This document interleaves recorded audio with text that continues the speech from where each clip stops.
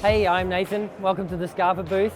The Arpia, we made a new last for the Arpia, and we wanted to make something that was slightly downturn, still performance orientated, but with a lot of comfort on the other side. So you'll see on the inside of the Arpia, it's a double fronted design, similar to what Feroce and Instinct are models that you know already in our collection. The real difference comes halfway through the shoe, and you can see it's got a real soft touch lining on the inside, very soft upper with minimal stitching, and then a very soft and narrow heel on the other side.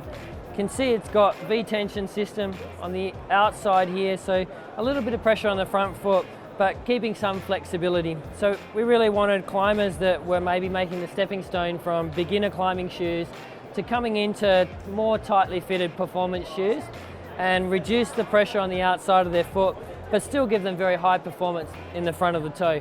So the female is mainly different in the heel volume that you can see on the other side here. So it's got a much more narrow heel volume and a much more sculptured heel at the end, whereas the male's got a wider heel volume and more wider on the end. Both the models come with XS Grip 2 rubber because we wanted it to still be a performance shoe in essence. They come out for spring 2019. Price, I think, arrives at around 120, 115. I'm talking euros because we're in Europe.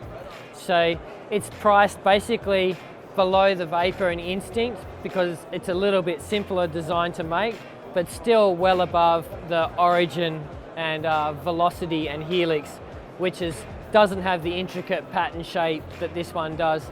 So it's still handmade in Italy, and it's still a 6-panel shoe in the end. It sits pretty close to the Maestro, really. So the Maestro was a shoe that we introduced last year, and it was primarily focused on traditional climbing, granite climbing, trad climbing, where the shoe was on the foot for a long period. So it was comfort based, but it was lace up. And really this shoe, we wanted it to be comfort based, but more for sport climbing, indoor bouldering, and those kind of activities. And we felt that it was a big step up from our Origin model right all the way up to like an Instinct or a Vapor. And people really wanted the performance at the toe, but maybe not quite the compression that something like an Instinct gives. So I would put it next to the Maestro, but perhaps for a different type of activity. The closure on this we call a wave closure system. The lacing system really is about how the strap slides or how the laces slide and at what point they pull on. So you can see here it's got a 2-point pull on either of the buckle, and it's sliding through these eyelets. So it's quick and easy when it slides, and it pulls from 2 different points. So you're getting a good adjustment very quick and easy. Well, you can see from the straps where you're pulling, and if you look on the inside of the shoe, you'll see that the straps fan out down the bottom on the inside to pull the arch up and in, and to pull the heel back and in. And on the front, you see the straps attached on one side and the other, so that's really adjusting the top volume of the forefoot. So that each point does a different job, but a quick closure like that, you'll see this wave strap, and you see it on the Furia S as well, is really designed for a high volume adjustment and to pull in the point at 2 points on the shoe. So just depends on which point you like. Drago only has a single point, but you'll see the Drago is quite elasticated down the bottom. Same with the Instinct VS. So they're really like a combination of a slipper and a Velcro. In SCARPA, we have a real clear definition of what we call the comfort line, or entry-level shoes and rental shoes into performance. And performance shoes are stitched fundamentally differently at SCARPA anyway. And the stitch pattern revolves around making these panels for the toes at the front. So when the shoe's worn tight, it doesn't overstretch, but it molds to the shape of your toes. And that's really some of the key to some of our real performance shoes like Instincts and Vapors and Dragos. People think it's the shape, but the shape is really determined by the stitch pattern. And you really see the difference in our shoes if you look inside the shoe. You'll see these stitch patterns that really curve and swoop everywhere because there's not straight lines on the foot. It's easy to sew straight lines, but it doesn't marry with the foot. You often see our performance shoes, almost all of them have a bicentrical stitch, so that divides the big toe and the foretoes. So that's something that we do to control the lateral stretch of the shoe. but we really want the shoe to mold in the other areas. So getting the shoe to mold to the shape of the foot but not bag out is the real key to our performance shoes, and it's a fundamental difference when we start the construction of the shoe.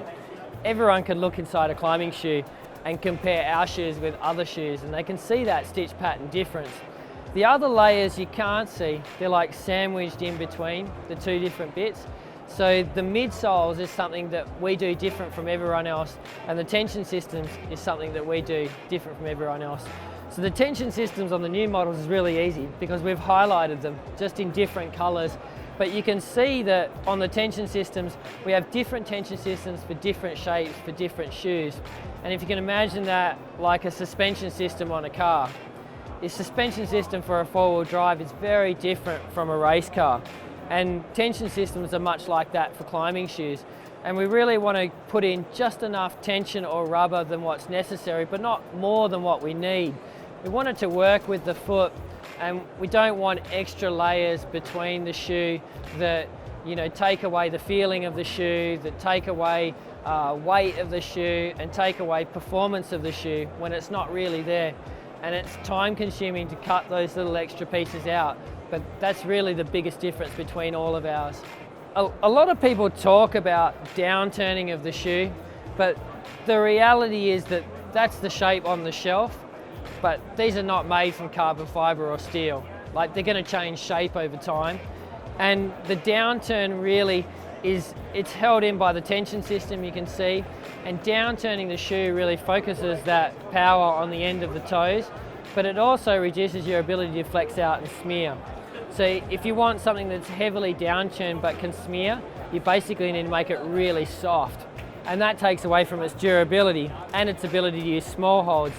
So I think one of the myths that people think is that downtuning or downturning a thing is a performance characteristic. It's a different way of shaping the climbing shoe initially, but obviously the stitch pattern, the tension system is what's going to shape the shoe in the end, because in the end the materials and the rubbers will change shape over time. That's the idea.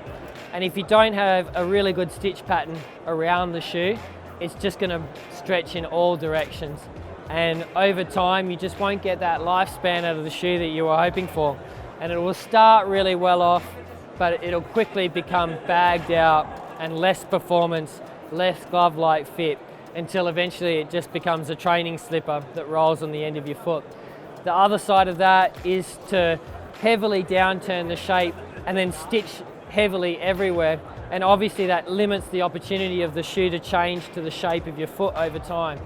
So it's really that balance, but with downturning you're really focusing more of the power on the toe. But what I tell people is, you know, they're not steel and they're not made of porcelain. Shoes change shape over time, and initially it might start like this, but depending on the stitch pattern is how it's going to end up, and obviously the shape of your foot. It's a real myth that people just say, oh, that's a high performance shoe because it's downturned.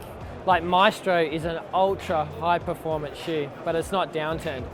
And the reason is that you only have to look at a surface area of a downturned shoe to imagine how poor that's going to be at smearing.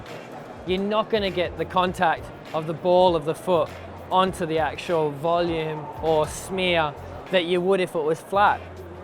And the real realization is of people that you can't have everything. And if you want to downturn a shoe and you want to focus that power onto a small foothold, it's going to come at a consequence.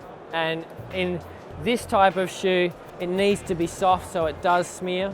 And if you put something like a boost stick in mind, it's very stiff and it stands extremely well on small holds, but it's hard to smear with that shoe, but the durability is extremely high. So I think what I always tell people is you never have everything in a climbing shoe. And if we want to make an intricate pattern shape so it molds perfectly to your foot, it takes time at the factory and the price is going to be high. And if you want to make it really simple so it doesn't mold to the foot, then the consequence is it's a low price. So everything comes with a good and a bad with climbing shoes.